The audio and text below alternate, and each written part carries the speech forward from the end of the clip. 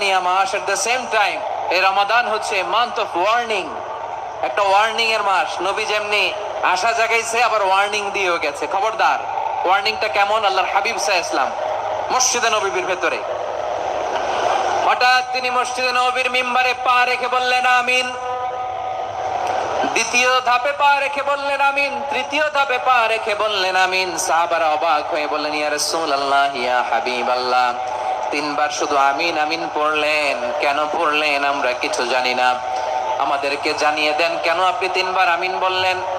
রাহমাতাল লিল আলামিন আল্লাহর হাবিব বললেন, ও আমার প্রাণের সাহাবীরা, আমি যখন মসজিদে নববীর মিম্বারের প্রথম ধাপে পা রেখেছি, সাইয়েদনা জিবরিল এসে আমাকে বলেছে, ও নবী, আপনার নাম শুনে যে ব্যক্তি আপনার উপর দরুদ পড়ে না তার ধ্বংস আপনি বলেন আমি বলেছি আমিন।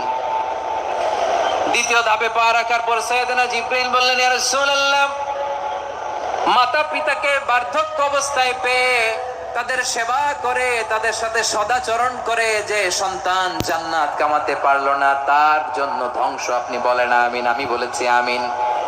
আবার মিম্বারের তৃতীয় ধাপে ঠিক যখনই আমি পা রাখলাম, সাইয়েদনা জিবরাইল বললেন, নবী, রমজান মাস পাওয়ার পরে এই মাসে ইবাদত করে যে ব্যক্তি নিজের গুনাহ মাফ করাতে পারলো না তার জন্য ধ্বংস আপনি আওয়াজ করে পড়েন আমিন।